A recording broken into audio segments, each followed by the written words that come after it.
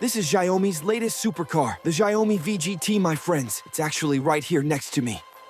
So, in the next part, all of you future owners should definitely watch this, because what I'm about to explain will actually be useful when you buy this car, alright?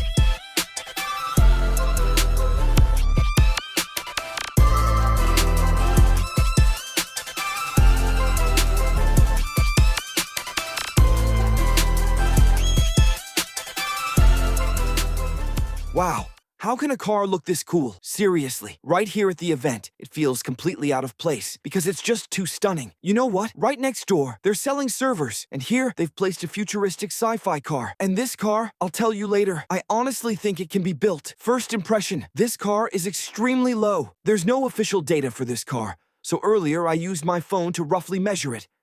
The height should be around 1.1 meters, length about 4.5 meters, and width close to 2 meters. From a distance, it looks like a flying saucer. Let's take a look at the front. First thing you notice is the glowing Xiaomi logo. This logo isn't ceramic, and it's not metal. I think it's acrylic.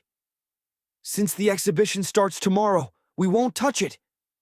Once it lights up, it matches perfectly with this parrot silver color, giving a clean, crystal-like, sparkling feel. Very futuristic, very beautiful. At the bottom, there's a carbon fiber front splitter.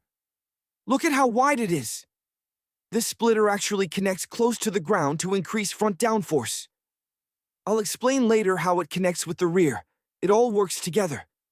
Here you can see the headlights, which follow their classic dragonfly design, like wings on both sides with a body in the middle. Very elegant. I think having a family design language is a sign that a brand is rising. As you know, Porsche from 50 years ago doesn't look that different from today. That's heritage. That's classic. So I believe Xiaomi will become a very iconic brand. So how would you rate this front and overall design from 0 to 10? For me, it's a 9.5. I'll save the 0.5 until I see it fully in action. Now let's move to the side. And this is where things get interesting, especially the wheels. This car has a drag coefficient of just 0.29.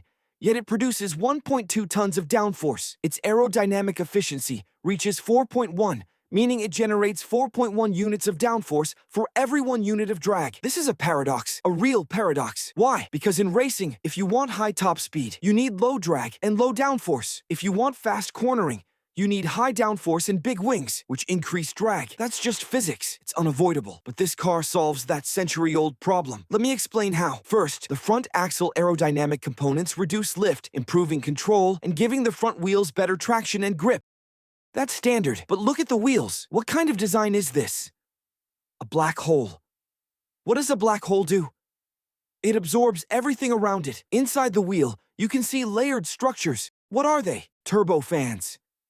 This is a technology used in WRC before, pulling clean air into the wheel arch to cool the massive carbon ceramic brakes, maximizing track endurance. The outer cover uses magnetic levitation with the turbofan, creating a fascinating effect. The rim appears stationary while the tire spins. The tires are Pirelli P0, probably not full racing tires since this is a display model. The car is so low, I have to squat to explain it. Quick tip, if you can see the tire tread clearly from the side, stay away. It's probably expensive. This car uses a semi-open rear wheel arch design similar to Aston Martin Valkyrie and Red Bull RB series. The front guides airflow, while the rear releases negative pressure, reducing lift and improving front traction and grip. And what do we see in this air channel? A camera. It's so well hidden. Normally cameras are on the A-pillar, but here I didn't even notice it at first. So this car also uses digital side mirrors. The side overall feels like a Le Mans LMH race car. As for the doors, if this video gets 100,000 likes, we'll open them. They're butterfly doors. There's also a small screen here. It lights up. It's actually an external Xiaomi assistant. You can communicate with it, charging status, greetings, locking. It all shows here. Now we move to the rear. And this is the craziest part. Is this really designed on Earth? Or is it from a sci-fi universe? It's insane. Just look at it. This design has a purpose. As I said, the car solves the paradox of low drag and high downforce. The key lies in the rear. 70% of aerodynamic drag comes from rear airflow. The Xiaomi VGT uses a camtail design, cutting airflow in a controlled way instead of using a long teardrop tail.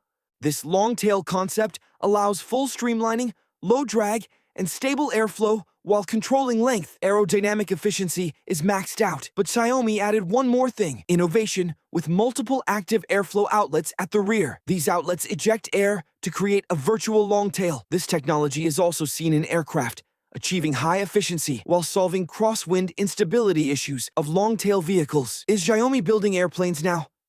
Maybe that's next. So why such a strange rear shape and such a huge opening? Because the diffuser contributes 60% of the downforce. Instead of adding parts, they integrated it into a ring-shaped taillight surrounding the diffuser. Other cars add Aero components. This car is built around them. Unlike a rear wing, the diffuser generates downforce without extra drag. This is ground effect. And why is it so big? Because the larger the ratio between exit and inlet areas, the stronger the Venturi effect, and the greater the downforce. You can even see the front of the car through it. It's that extreme. The entire underbody acts as a Venturi tunnel, but there's a drawback: porpoising, as seen in F1. It happens when ride height changes suddenly, causing downforce fluctuations. But Xiaomi solved this with an active plate underneath that adjusts during cornering. Brilliant. Truly brilliant.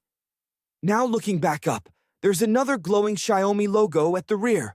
Front uses a shield style, rear uses lettering. Both look amazing. And notice the panel gaps. They're perfectly aligned, showing serious attention to detail. So back to the beginning. This is called VGT, a concept car designed for gaming. But why so detailed? Why all this physics and realism? Because it goes back 10 years, when Lei Jun launched the Xiaomi Mix, the world's first mass-produced full-screen phone. Concept and production combined. Same idea here. The car's physics are fully simulated, and the design is validated with real race cars like LMH. At the same time, it features a power system, a prototype setup, a 1,200-volt high-voltage platform, and even space behind the seats for battery placement.